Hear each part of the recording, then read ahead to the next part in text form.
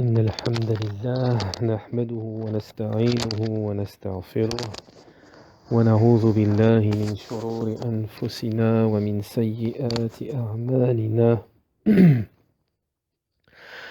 من يهده الله فلا مضل له ومن يضلل فلا هادي له وأشهد أن لا إله إلا الله وحده لا شريك له وأشهد أن محمدا عبده ورسوله أما بعد. طيب. Donc, nous continuons l'explication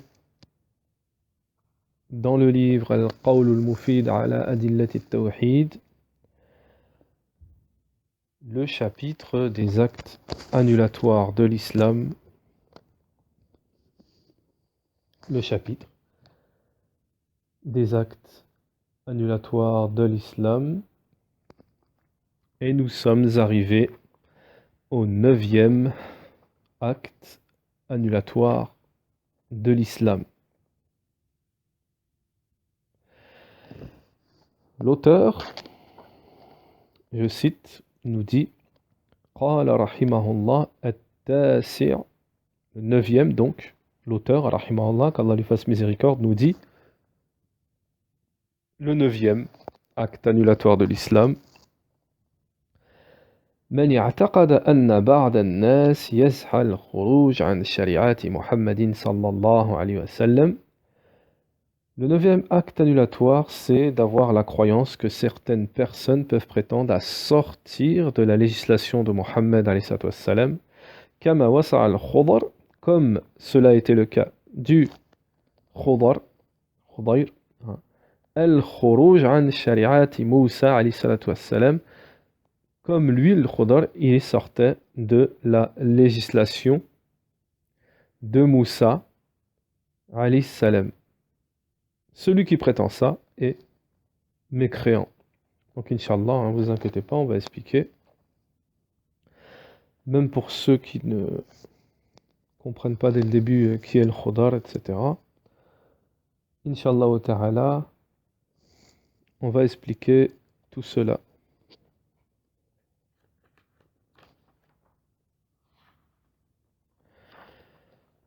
Alors, juste une parenthèse.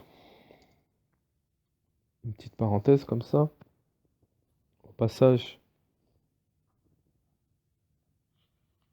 il y a des gens de l'innovation. Il y a des gens de l'innovation qui reprochent, qui font des reproches en disant parle plus vite, va plus vite, parle plus vite, va plus vite. Donc ils n'ont pas trouvé de contenu, vraiment quelque chose qui tient la route dans la réplique scientifique.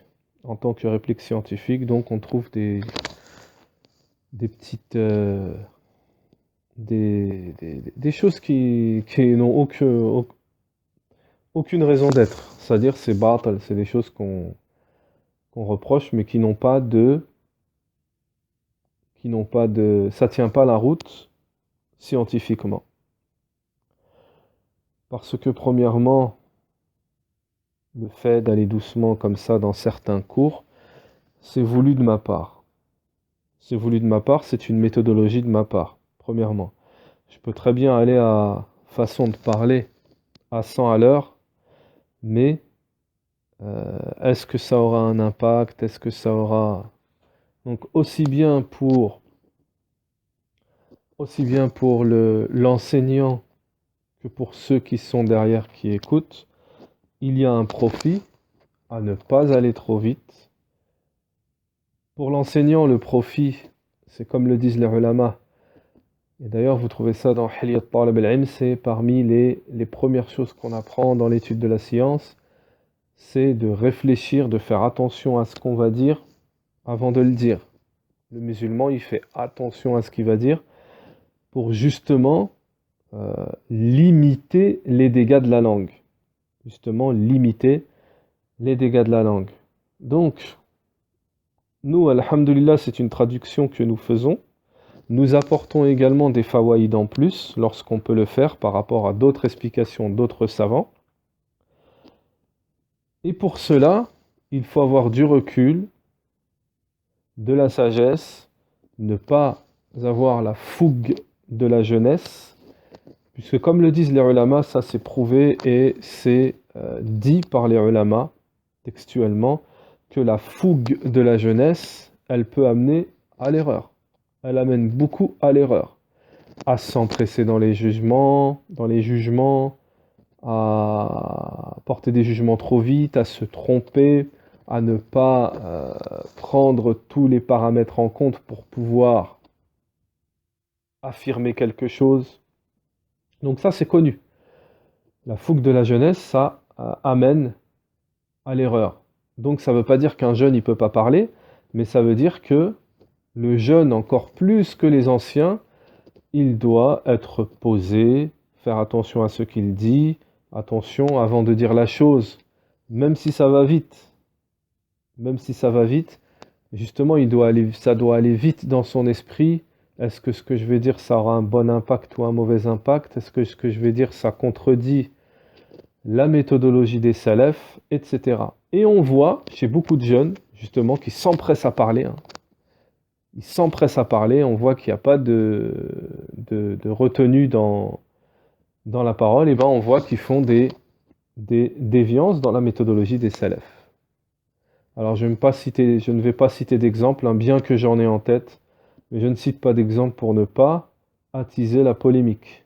Pour ne pas attiser la polémique. Naam. Donc voilà pourquoi moi, dans certains cours, je vais, ou même certaines mises en garde ou autres, ou beaucoup d'interventions. Il y a des interventions où vous verrez, j'ai un rythme assez soutenu, et il y a d'autres interventions où je vais doucement, parce que même en même temps que je traduis ce que dit le cheikh, déjà sachez que je n'ai pas un livre en français et que je lis le français, mais que la plupart, voire 99% de mes cours, j'ai un livre en arabe devant moi et je traduis directement de l'arabe au français. Il faut le savoir. Donc, pour pouvoir apporter des fawaïd et se rappeler, tiens, il y avait Cheikh Intel qui disait ça par rapport à ce que dit Cheikh Al-Fawzan, il y a aussi Cheikh Intel qui dit ça, ça peut compléter, ça peut apporter des fawaïd. La personne, en même temps qu'elle lit, qu'elle explique, elle réfléchit à d'autres fawaïd. Donc c'est pour ça qu'il faut aller doucement pour pouvoir les amener au moment propice, au moment opportun, être capable d'apporter une faïda. Donc ça, c'est vrai, ça aurait été mieux de faire cette réplique que je suis en train de faire ici, de la faire dans une mise en garde ou dans un rappel, etc. Mais voilà, j'ai l'occasion d'en parler et je fais cette réplique ici. Parler doucement, amener un cours à un rythme lent, doux, ce n'est pas une déviance et ce n'est pas une erreur. Sans compter que on doit prendre aussi en considération la situation du professeur. Vous n'en savez pas, peut-être que le professeur il est asthmatique. Il peut pas aller vite, il peut pas.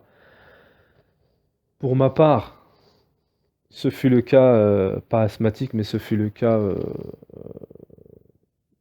pendant quelques mois suite à une allergie forte au pollen et à autre chose, je ne sais quoi, les granulés, mohim.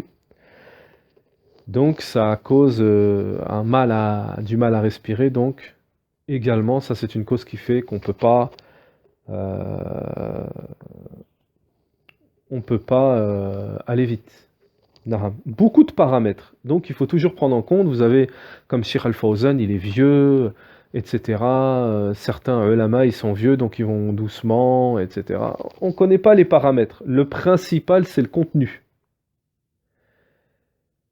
Le principal, c'est le contenu. Naham.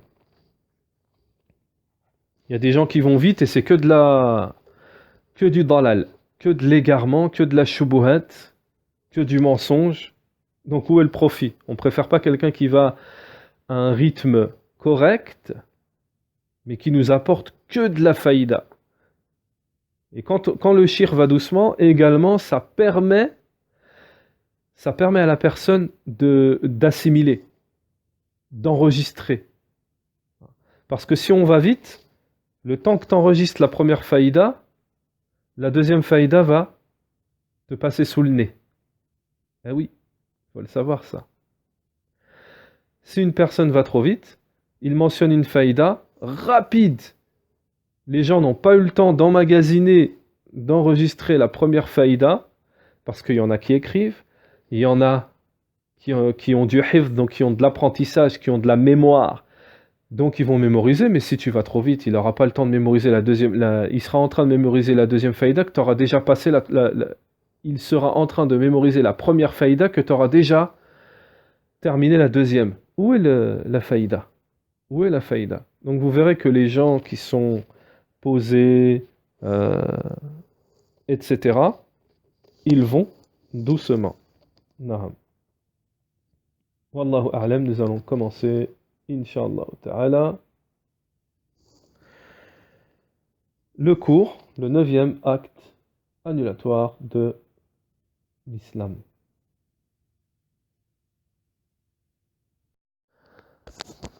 Donc, Inch'Allah, cet 9e acte annulatoire de l'islam, Cheikh Al-Fawzan, hafidhahullah, nous dit: لا شك أن الله تعالى سبحانه وتعالى بعث محمدا صلى الله عليه وسلم إلى الناس كافة عربهم وعجمهم كتابي وأمي وإلى ثقلنا الجن والإنس فأوجب على جميع الخلق من الجن والإنس اتباع الرسول عليه الصلاة والسلام. Cheikh Al-Fawzan, hafidhahullah, nous dit: il n'y a pas de doute qu'Allah subhanahu wa ta'ala a envoyé Muhammadan, donc Muhammad alayhi salatu wassalam, à tous les gens, les Arabes, les étrangers, ceux qui sont instruits et ceux qui ne le sont pas, et également aux djinns et aux ins, donc les djinns et les hommes. فأوجب على جميع الخلق من الجن والإنس اتباع الرسول عليه الصلاة والسلام. Allah Ta'ala donc a obligé, a rendu obligatoire à l'ensemble, tous les humains et les djinns, donc toutes les créatures parmi les djinns et les hommes, de suivre, d'obéir au messager d'Allah alayhi salatu wassalam. وهذا من خصائصه كما قال صلى الله عليه وسلم. Et cela fait partie des particularités, c'est-à-dire des choses qui sont propres, spécifiques au prophète Mohammed alayhi salatu wassalam.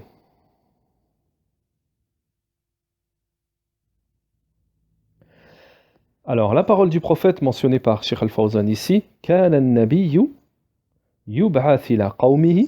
Donc, les prophètes étaient envoyés, sont envoyés pour leur peuple. Et khassa wa yub'ath ila an-nas kaffa. Donc il y a les prophètes qui sont envoyés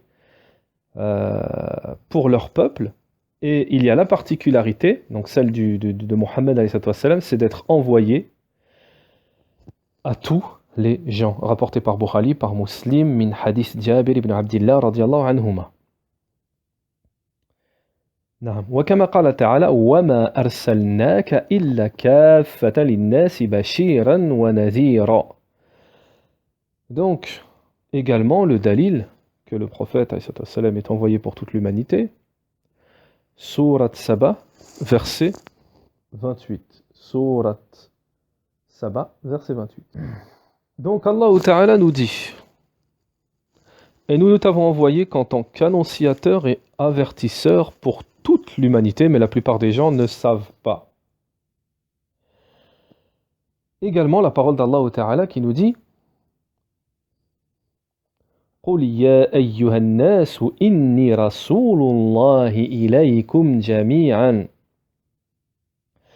الَّذِي لَهُ مُلْكُ السَّمَاوَاتِ وَالْأَرْضِ لَا إِلَهَ إِلَّا هُوَ يُحْيِي وَيُمِيتُ فآمنوا بالله ورسوله النبي الأمي الذي يؤمن بالله وكلماته واتبعوه لعلكم تهتدون. Donc également, la parole d'Allah Ta'ala, Surat Al-A'raf, verset 158. Donc, Allah Ta'ala nous dit, fi kitabil karim, dis, ô homme, je suis pour vous tous le messager d'Allah à qui appartient la royauté des cieux et de la terre. Pas de divinité à part lui. Il donne la vie et il donne la mort. Croyez donc en Allah et son messager, le prophète illettré qui croit en Allah et en ses paroles, et suivez-le afin que vous soyez bien guidés. وقال عن اليهود والنصارى الذين يتبعون الرسول النبي الأمي الذي يجدونه مكتوبا عندهم في التوراة والإنجيل يأمرون بالمعروف وينهون عن المنكر ويحل لهم الطيبات ويحرم عليهم الخبائث ويضع عنهم إسراهم والأغلال التي كانت عليه فالذين آمنوا به وغزاروه ونصروه واتبعوا النور الذي أنزل معه أولئك هم المفلحون. Également, Surat al-A'raf, également, verset 157, donc ça, c'est le verset précédent à celui que l'on vient de citer. Ceux qui suivent le messager, le prophète illettré, qu'ils trouvent écrit mentionné chez eux dans la Torah ou l'Évangile, il leur ordonne le convenable, leur défend le blâmable, leur rend licite les bonnes choses, leur interdit les mauvaises, et leur ôte le fardeau et les jougs qui étaient sur eux. Ceux qui croiront en lui le soutiendront, lui porteront secours et suivront la lumière descendue avec lui. Ceux-là seront les gagnants. طيب.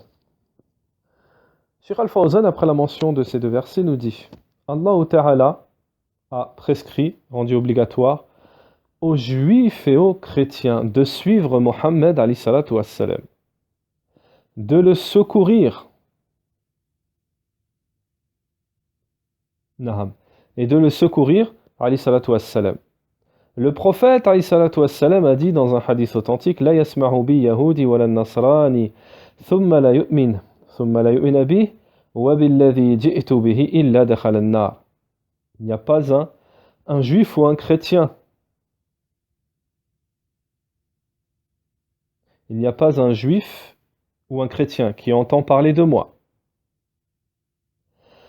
et qui par la suite ne croit pas en ce avec quoi je suis venu, sans qu'il entre en enfer. Traduction rapprochée du sens, sabaqa takhrijuhu. Naham. ورأى عليه الصلاة والسلام في يد عمر رضي الله عنه أوراقا من التوراة فاستنكر. طيب. Cheikh Al-Fawzan ici nous dit le prophète alayhi salatu wassalam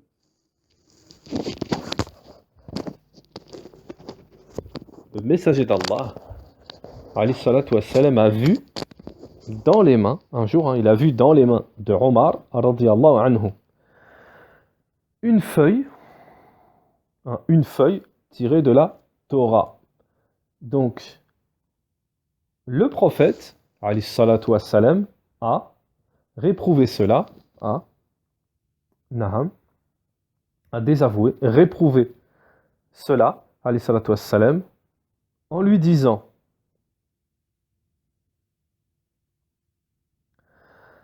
Est-ce que tu es devenu fou, Ibn al-Khattab? Ô fils de Khattab, es-tu devenu fou? Si mon frère Moussa était vivant, il n'aurait fait que de me suivre. Il n'aurait de choix. Il ne ferait que me suivre. Omar ibn al-Khattab radiyallahu anhu dit, à ce moment-là, Omar ibn al-Khattab radiyallahu anhu, il dit Radina billahi rabban, nous agréons comme Seigneur Allah, Allah comme notre Seigneur. Wabil islami dinan, et comme religion, l'islam. Wabi Muhammadin sallallahu alayhi wa sallam nabiyyan rasulan. Et Mohammed alayhi salatu wa sallam, nous l'agréons comme prophète et messager. Rapporté par Ahmed ibn Abi, également Ibn Abi Asim fi Sunnah, également wa Abd al-Razzaq fi al-Musannif, également Ibn Abd al-Bir fi al-Jami'. Donc, Cheikh Al-Fawzan, hafidhahullah, est en train de nous faire une petite introduction. Et doucement, doucement, ne vous inquiétez pas, il est en train de rejoindre, c'est une introduction sur cet acte annulatoire sur le sujet. En fait, Cheikh Al-Fawzan ici est en train de nous expliquer avec les adillah, les preuves du Kitab wa Sunnah, donc du Coran et de la Sunna prophétique, que en réalité, il ramène toutes les preuves, enfin toutes, il ramène certaines preuves qu'on n'a pas d'autre choix que de suivre Mohammed alayhi salatu wa salam, et que cela est obligatoire pour tout le monde, toute l'humanité, juifs, chrétiens, tout le monde. Donc le rapport avec l'acte annulatoire ici, le chapitre l'acte annulatoire ici, c'est qu'il y en a, ils viennent avec une ambiguïté, qu'on peut prétendre sortir de là, du suivi du prophète alayhi salatu wa salam. Puis Cheikh Al-Fawzan, hafidhahullah, nous dit Wallahu jalla wa ala akhadha al-mithaq ala al-anbiya. Allah Ta'ala a fait un pacte avec les prophètes. C'est-à-dire que au moment où il a envoyé Mohammed alayhi salatu wassalam, que si l'un d'eux est vivant, il n'aura d'autre choix que de le suivre. Et ceci est la parole même d'Allah Ta'ala dans le Coran, lorsqu'Allah Ta'ala nous dit Surat Ali Imran, verset 81, donc c'est la sourate numéro 3, le verset 81, Allah Ta'ala nous dit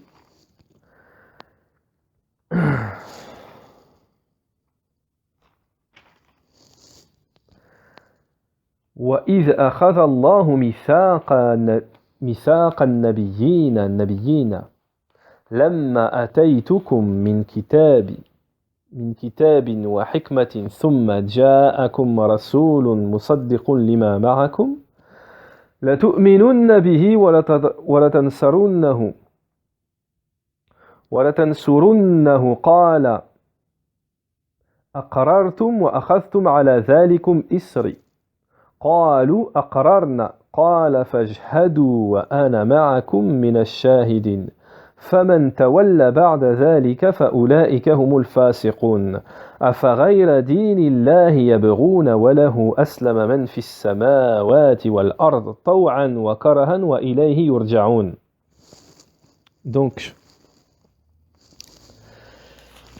alors, c'est le verset numéro 81. Et lorsqu'Allah prit cet engagement des prophètes, chaque fois que je vous accorderai un livre et de la sagesse, et qu'ensuite un messager vous viendra confirmer ce qui est avec vous, vous devez croire en lui et vous devrez lui porter secours. Il leur dit, consentez-vous à accepter et acceptez-vous mon pacte à cette condition? Ils dirent, nous consentons, dirent-ils, soyez-en donc témoins, dit Allah, et me voici avec vous parmi les témoins. Alors, selon ce verset, Allah a demandé à chacun des messagers antérieurs et comme condition préalable à leur mission de reconnaître et d'annoncer la venue de Mohammed comme messager. Donc, petite parenthèse, ici, nous avons une réplique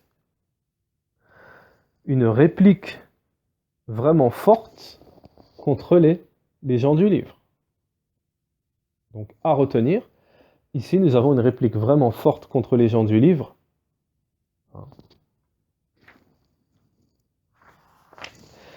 وعليه الصلاة والسلام هم أن دينه ناسخ لجميع الأديان ولا يبقى الدين بعد بعثة محمد عليه الصلاة والسلام إلا دين الإسلام الذي جاء به. Donc, Cheikh Al-Fawzan, hafidhahullah, nous dit que toutes les religions sont abrogées. Il ne reste aucune religion après l'envoi de Mohammed, alayhi salatu wassalam, sauf la religion de l'islam avec laquelle est venu le prophète Mohammed, alayhi salatu wassalam. ولذلك إذا نزل عيسى عليه السلام في آخر الزمان فإنه يتبع محمدا صلى الله عليه وسلم. C'est pour cela que lorsque descendra Isa alayhi salam à la fin des temps, il ne fera que suivre, il ne suivra que Mohammed. Il suivra donc Mohammed alayhi salam, ويحكم بشريعته شريعة الإسلام. Donc, il jugera avec la législation de l'islam. Il suivra donc Mohammed alayhi salam. فلا أحدا يسعى الخروج عن شريعة محمد. Il n'y a donc, Cheikh Al-Fawzan nous dit, il n'y a donc personne qui peut prétendre à sortir de la législation de Mohammed alayhi salam, que ce soit un homme, que ce soit les hommes ou les djinns. Également, Allah Ta'ala nous dit, Surat Al-Ahqaf, versets 29 à 32. Surat donc 46, la Surat 46, du verset 29 au verset 32. Allah Ta'ala nous dit, وَإِذَا صَرَفْنَا إِلَيْكَ نَفَرًا مِنَ الْجِنِّ يَسْتَمِعُونَ الْقُرْآنَ فَلَمَّا حَضَرُوهُ قَالُوا أَنْصِتُوا فَلَمَّا قُضِيَ وَلَّوْا إِلَى قَوْمِهِمْ مُنذِرِينَ قَالُوا يَا قَوْمَنَا إِنَّ سَمِعْنَا كِتَابًا أُنْزِلَ مِنْ بَعْدِ مُوسَى مُصَدِّقًا لِمَا بَيْنَ يَدَيْهِ يَهْدِي إِلَى الْحَقِّ وَإِلَى طَرِيقِ الْمُسْتَقِيمِ يا قومنا أجيبوا داعي الله وآمنوا به يغفر لكم من ذنوبكم ويجركم من عذاب أليم ومن لا يجيب داعي الله فليس بمعجز في الأرض وليس له من دونه أولياء أولئك في ضلال مبين. طيب.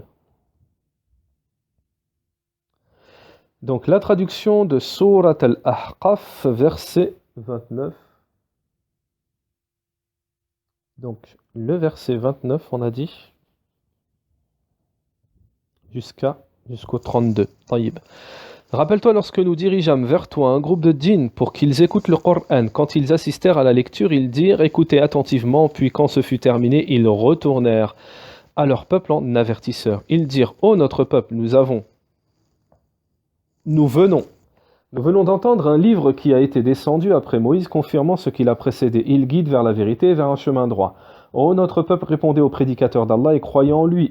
Allah, vous pardonnera une partie de vos péchés et vous protégera contre un châtiment douloureux. Et quiconque ne répond pas au prédicateur d'Allah ne sera échappé au pouvoir d'Allah sur terre. Et il n'aura pas de protecteur en dehors de lui. Ceux-là sont d'un égarement évident. Taïb. On a un petit 1. Il est dit que 3 ans avant l'hégire, lorsque Mohammed rebroussa chemin de Taïf, où il était allé chercher asile, un groupe de djinns l'entendit réciter le Coran durant la prière nocturne et se convertit aussitôt à l'islam.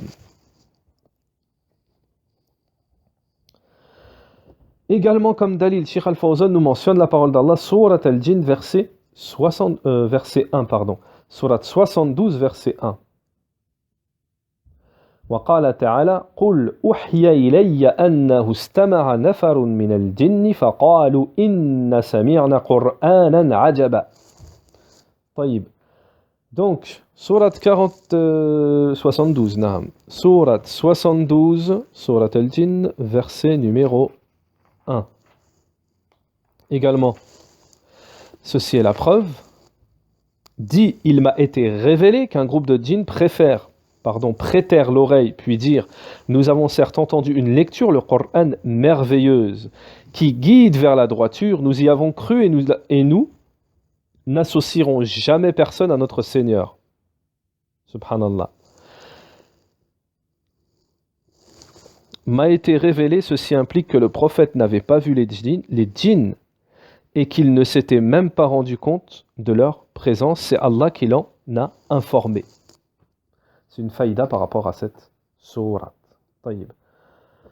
Cheikh Al-Fawzan nous dit après la mention de ces 2 versets. Fa surat al-jinn fiha umum risalat Muhammad alayhi salam. Donc, dans la sourate al-jinn, il y a le message général de Muhammad alayhi salam pour les djinns. فَرِسَالَتُهُ عليه الصلاة والسلام عَامَ إلى الثَّقَلَيْنِ. Donc, le message du prophète, alayhi salatu wassalam, Mohammed alayhi salatu wassalam, est général pour les hommes et pour les djinns. Il est obligatoire d'obéir. Plutôt, il est obligatoire que tous les hommes et les djinns lui obéissent. Celui qui ne répond pas et ne suit pas, donc le prophète Mohammed alayhi salatu wassalam, il fera partie des gens de l'enfer. Sans aucun doute, détour. Incontestablement. لأنه كافر بالله ورسوله, parce qu'il est, à ce moment-là, il sera mécréant en Allah et son messager, عليه الصلاة والسلام. فالذين يقولون إنه يسع أحدا الخروج عن شريعة محمد عليه الصلاة والسلام.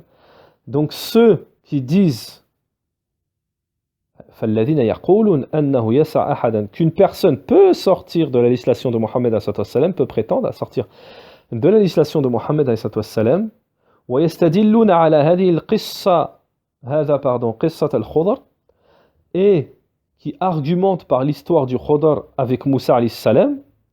Cheikh Al-Fawzan nous dit فقصة خضر كما ذكرها الله تعالى في القرآن في سورة الكهف أن موسى. Donc l'histoire du Khudr, comme Allah Ta'ala l'a mentionné dans Surat la caverne, Surat al-Kahf, l'histoire de Khudr avec Moussa,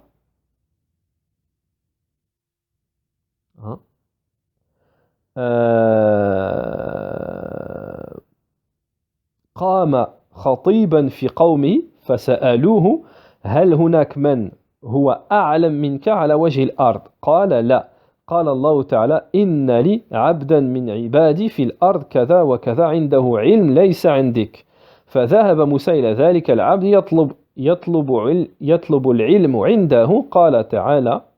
Donc écoutez, c'est ici que Cheikh Al-Fawzan il va nous expliquer rapidement qui est le Khudr, qu'est-ce que c'est que cette histoire. Cette histoire est mentionnée, l'histoire donc du Khudr, une personne qui est mentionnée dans le Coran, qui a une histoire particulière avec Moussa. Alors, l'histoire de Khudr, nous dit Cheikh Al-Fawzan, qu'Allah mentionne dans le Coran, dans la sourate la caverne, donc sourate 18, la caverne, sourate Kahf, c'est que Moussa alayhi salatu wassalam discutait avec son peuple lorsqu'ils le questionnèrent, en lui disant « Est-ce qu'il y a plus savant que toi sur la terre ?»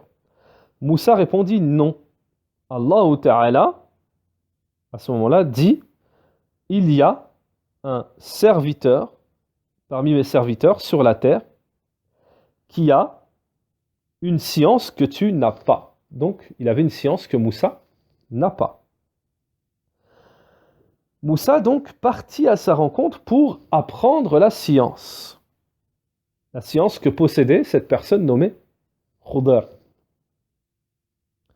Allah Ta'ala nous dit donc dans le Coran وَإِذَا قَالَ مُوسَى لِفَتَاهُ لَا أَبْرَحُ حَتَّى أَبْلُغَ مَجْمَعَ الْبَحْرَيْنِ أَوْ أَمْضِيَ حُقُبًا. Donc ça, c'est sourate Al-Kahf. Donc on a dit la sourate 18 où est mentionné ce récit, et le verset, c'est le verset qui est mentionné ici, qui est le verset numéro 22. Ils diront, ils étaient 3 et le 4e était leur chien. Et ils diront, en conjecturant sur, pardon, c'est le verset 66.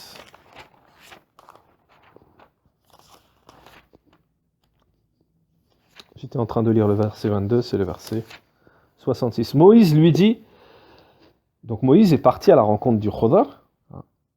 Moïse lui dit, puis-je te suivre à la condition que tu m'apprennes de ce qu'on t'a appris concernant une bonne direction? Cheikh Al-Fawzan, après la mention de ce verset,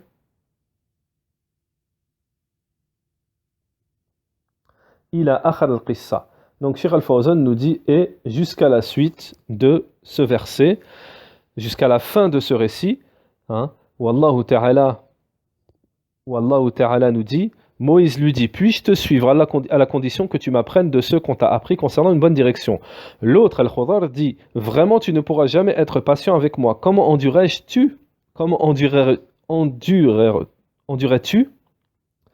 sur des choses que tu n'embrasses pas par ta connaissance? Endurerais-tu, alors je recommence, comment endurerais-tu sur des choses que tu n'embrasses pas par ta connaissance? Moïse lui dit, si Allah le veut, tu me trouveras patient et je ne désobéirai à aucun de tes ordres. Si tu me suis, dit l'autre, ne m'interroge sur rien tant que je ne t'en aurai pas fait mention. Donc je vais un peu vite, c'est pour ça que Naham, il y a des petits bugs. Alors Sheikh Al-Fawzan, il a mentionné ce qui est par rapport à notre contexte, mais pour celui qui veut vraiment tout le récit de Moussa avec Al-Khudar, il lit Surat Al-Kahf entièrement, ou plutôt Surat Al-Kahf au moment du récit, le récit entier entre Moussa et Al-Khudar. Cheikh Al-Fawzan, hafidhahullah, nous dit donc jusqu'à la fin du récit Allati fiha kharaq as-safina, donc jusqu'à la fin du récit où il y a Al-Khudar qui brûle un bateau, qui tue un jeune, Wabina al-Jidal, et qui construit un mur, et où Moussa alayhi salam est étonné de cette situation parce qu'il ne connaît pas les causes pourquoi Al-Khudar fait cela. Donc à un moment le Khudar il va lui mentionner, il va lui dire pourquoi il a fait ces choses-là, ces choses dont Moussa était étonné, qui lui ont semblé monstrueuses à ce moment, mais Khudar avait une raison, une sagesse derrière pourquoi il faisait ça. Et que cela était, les actes du Khudar étaient en accord avec les ordres d'Allah, cela lui a été ordonné par Allah Ta'ala. وَمَا فَعَلْتُهُ عَنْ أَمْرِي وَمَا فَعَلْتُهُ عَنْ أَمْرِي. Je n'ai pas fait ça de mon propre chef. Surat Kahf, verset 82. بَلْ هُوَ مِنْ أَمْرِ اللَّهِ سُبْحَانَهُ وَتَعَالَى. Donc le Khudar, il faisait tout ça, c'était par ordre d'Allah Ta'ala. وَقَالَ لِمُوسَى إِنَّنِي عَلَيَّ عِلْمٌ علمنيه الله ليس عندك وإنك على علم علمك الله إياه ليس عندي. Donc Moussa, par la suite, il reconnut que le Khudar faisait ça par ordre d'Allah et que le Khudar avait une science que n'avait pas Moussa alayhi salam. Alors pour ceux qui ne connaissent pas l'histoire, qui n'ont jamais lu Surat Kahf, je vais faire un petit résumé. Moussa alayhi salam, un jour il demanda à son peuple lui demanda, y a-t-il plus savant que toi sur la terre? Il répondit non.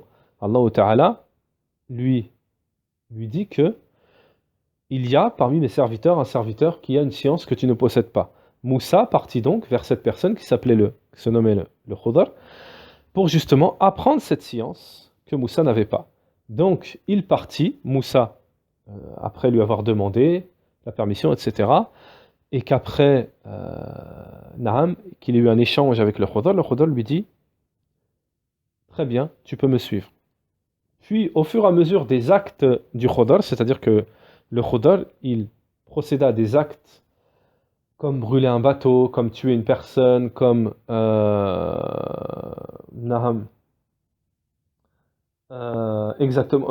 construire un mur et d'autres choses. Le Moussa donc s'étonna. Et à la fin du récit, le Khudar lui expliqua qu'il avait c'était par rapport à une connaissance qu'Allah et une science et un ordre qu'Allah lui donnait, qu'il avait procédé à ces choses-là. Et au fur et à mesure du récit, le Khudar explique pourquoi il a brûlé le bateau. Il y a une raison bien précise. Également pourquoi il y avait une grande sagesse derrière. Également pourquoi il a tué une personne. Également pourquoi il a construit un mur. Il y avait des sagesses qui échappaient à Moussa. Donc tout cela est expliqué dans Surat Kahf. Sheikh Al-Fawzan à la suite de cela nous dit, Sheikh Al-Fawzan hafidhahullah nous dit, وقد اختلفوا في الخضر هل هو النبي أو ولي على قولين. Donc Cheikh Al-Fawzan nous dit les savants ont divergé sur le Khudr. Est-ce que c'est un prophète ou un parmi les aimés, les alliés, les aimés d'Allah Ta'ala? Ils ont divergé en deux paroles. La première parole de certains savants ont dit que c'est un prophète parce que les capacités qu'il avait faisaient partie des mu'jizat, c'est-à-dire des mu'jizat, c'est-à-dire des miracles que seuls les prophètes peuvent accomplir.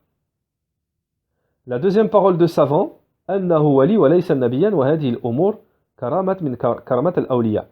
Donc la deuxième parole de savant, c'est qu'il faisait partie des aimés, des alliés d'Allah Ta'ala, parce que les capacités hors du commun qu'il faisait font partie des capacités hors du commun octroyées par Allah Ta'ala à ses aimés, ses alliés. Mais elles ne font pas partie des mu'jizat, c'est-à-dire des miracles. والأولياء تجري على أيديهم كرامات وخوارق للعادات. Donc ça, on l'a dit précédemment, hein, les aimés, les alliés d'Allah Ta'ala, ils ont certaines capacités hors du commun, hein, qu'Allah donne, hein, leur donne, il donne à qui il veut.